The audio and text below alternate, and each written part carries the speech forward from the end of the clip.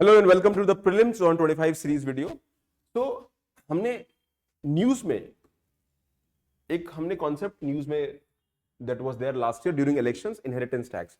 तो कांग्रेस के एक लीडर हैं, उन्होंने सैम पेट्रोडा, उन्होंने कहा कि इंडिया में इनहेरिटेंस टैक्स जो है लगाना चाहिए। तो इनहेरिटेंस टैक्स मतलब अगर मेरी प्रॉपर्टी है और मैं इफ आई एम डाइंग तो उस प्रॉपर्टी पर अगर मेरे फैमिली मेंबर्स को जाती है तो उस पर गवर्नमेंट टैक्स लेगी। तो इनहेरिटेंस टैक्स में गवर्नमेंट का स्टेटस क्या है, इसके बारे में समझते हैं। तो यहां पर inheritance tax different different countries में लगता है। जैसे यूएसए हो गया, यूएसए कुछ स्टेट्स में लगता है। फॉर एग्जांपल, अगर यूएसए में आप इन सम स्टेट्स अगर आपकी डेथ होती है तो आपका वेल्थ का 55% गवर्नमेंट ले लेती है। और इस तरीके से somebody's worth 10 billion then children get all। India में तो ऐसा नहीं है। इंडिया में तो अगर आपकी प्रॉपर्टी पूरा पूरा आपके बच्चों को ट्रांसफर होगी।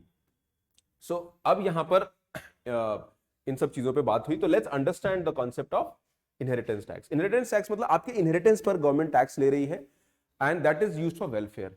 तो इंडिया में फ्यूचर, पास्ट में अगर आप देखते हो तो फ्यूचर की बात अलग है। We are facing inequalities in society. Society में वाइड इनइक्वालिटी है और इस वजह से सबसे जो मेन फोकस था इंडिया का स्टार्टिंग में लैंड रिफॉर्म था। लैंड रिफॉर्म में the idea was to abolish land tenancy system. और लैंड रिफॉर्म के थ्रू हम जो है लैंड सरप्लस लैंड लेके हम डिस्ट्रीब्यूट करेंगे among poor people. Now that is where the concept of Uttar Pradesh Zamindari abolition act आया और इससे चीजें हुई। बाद में गवर्नमेंट के अलावा भी प्राइवेट लेवल पर भूदान मूवमेंट हुआ, ग्राम दान मूवमेंट हुआ आचार्य विनोबा भावे का। फिर हिंदू सक्सेशन एक्ट हुआ कि भाई हमारे सोसाइटी में मेन वुमेन को बराबर प्रॉपर्टी डिवाइड हो। ऑन द रिकमेंडेशन निकोलस कार्डर, गिफ्ट टैक्स जो है wealth tax and capital gains tax were introduced. अब ये बड़ा इंटरेस्टिंग है, निकोलस कार्डर के गिफ्ट टैक्स मतलब गिफ्ट पे टैक्स लगेगा। वेल्थ टैक्स, आपकी वेल्थ जो होगी, प्रॉपर्टी है, लैंड है, बिल्डिंग है, उस पर अगर आपका इन्वेस्टमेंट किया उसका वैल्यू बढ़ेगा तो कैपिटल गेन्स टैक्स होगा। तो इंडिया में इनहेरिटेंस टैक्स किसी न किसी फॉर्म में इंपोज हुआ था और इस वजह से ये टैक्स लगे और बाद में गवर्नमेंट ने इनको हटा दिया फॉर वॉट एवर रीजन। तो inheritance tax is a tax which is mainly impose on the inheritance, यानी अगर आपकी डेथ होती है तो आपकी प्रॉपर्टी पर जो ट्रांसफर होगी आपके बच्चों को उस पर टैक्स लगेगा। एंड यहां पर जैसे हमारे यहाँ 1950s में स्टेट टैक्सेस लेके आए थे। तो स्टेट टैक्सेस में जो स्टेट थे, प्रॉपर्टी था, आप रजवाड़ा हैं, आपके स्टेट हैं, तो यहां पर लेवी लगता था और डेट ऑफ डेथ के बाद जो आपकी मार्केट वैल्यू थी उस पर टैक्स लगता था। और inheritance tax were levied on the receipt of the recipient of the property. तो इस तरह से स्टेट ड्यूटी भारत में लगा था जो कि इनहेरिटेंस टैक्स की सिमिलर था। इन यूएस, डेवलप्ड कंट्रीज में, यूएस में Japan, France and Finland have inheritance tax ranging from 7 to 55%। और 11 कंट्रीज में कुछ कंट्रीज ने इसको वापस हटा भी दिया है। और गवर्नमेंट का एक व्यू ये है कि भी इनहेरिटेंस टैक्स लगाना चाहिए क्योंकि वेल्थ इनइक्वालिटी बढ़ रहा है, तो रिच से प्रॉपर्टी लीजिए और पुअर में डिस्ट्रीब्यूट करिए, ये एक ऑब्जेक्टिव रहता है। और एक तो ये है कि भाई arguments for inheritance tax, inequality society में है, एक मेरिट बेसिस पर आप अश्योर करिए इनहेरिटेंस टैक्स जो है सोसाइटल पर्सपेक्टिव से इंश्योर करिए कि इनहेरिटेंस टैक्स लगे। तो आर्ग्यूमेंट्स फॉर इनहेरिटेंस टैक्स की भी can contribute to level playing field. Society में इनइक्वालिटी कम होगी, एक अपॉर्चुनिटी सबको मिलेगी, सोशल मोबिलिटी इंप्रूव होगी। Also from meritocratic perspective, inheritance wealth should be taxed at higher rates rather than earned income. मान लीजिए अगर जो इनहेरिटेड वेल्थ है उस पर आपकी प्रॉपर्टी इनकम, आप पे टैक्स ज्यादा लगे, आपकी इनकम पे टैक्स कम लगे, एक ये कॉन्सेप्ट है। तो सोसाइटी में वेलफेयर के पर्सपेक्टिव से ये बहुत जरूरी है। The second is arguments against inheritance tax क्या है। क्रिटिक्स का कहना है कि भी inheritance tax would help raise investment, create jobs and help expansion of the economy. There is no federal inheritance tax in USA. कुछ का कहना है कि भी टैक्स मत लगाइए क्योंकि जो वेल्थ क्रिएशन हो रहा है, आप किसी को ट्रांसफर कर रहे हो तो वो पूरा पूरा आपके बच्चों को मिलेगा, तो उस प्रॉपर्टी को यूज करेंगे, वेल्थ को यूज करेंगे, जॉब क्रिएट करेंगे, इन्वेस्टमेंट करेंगे, एक्सपैंड करेंगे।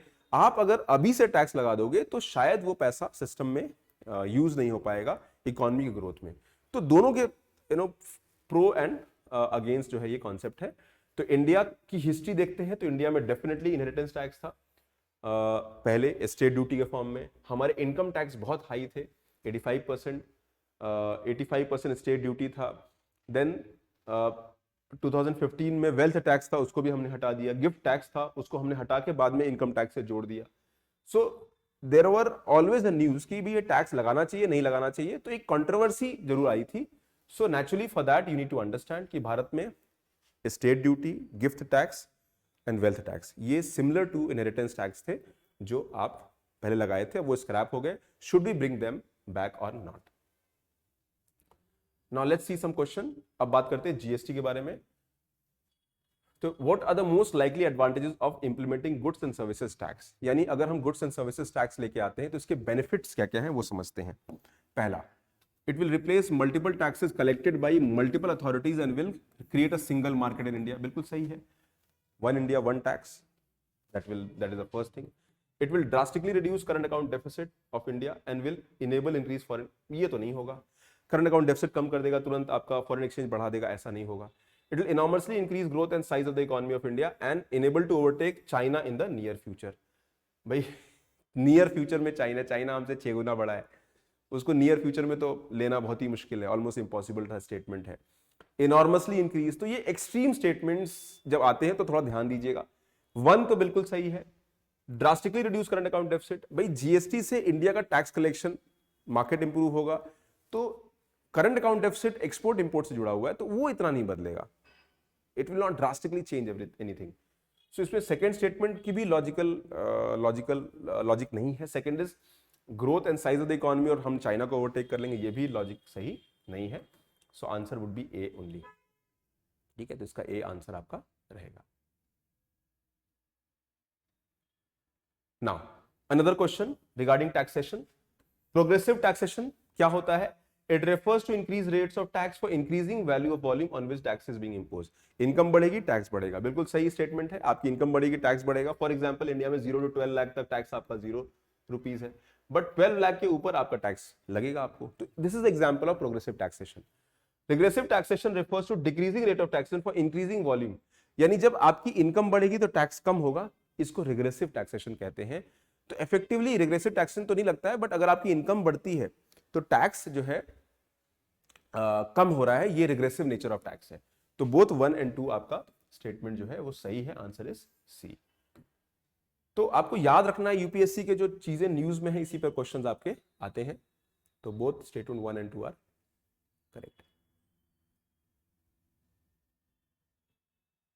Okay, so thank you very much. Like the video, subscribe to the channel, be regular for UPSC preparation updates. और मैं भी बहुत सारे टॉपिक्स जो भी करंट में हुए हैं उस पर मैं वीडियोस बनाऊंगा, उनको देखिएगा जरूर. They will make a difference to your learning.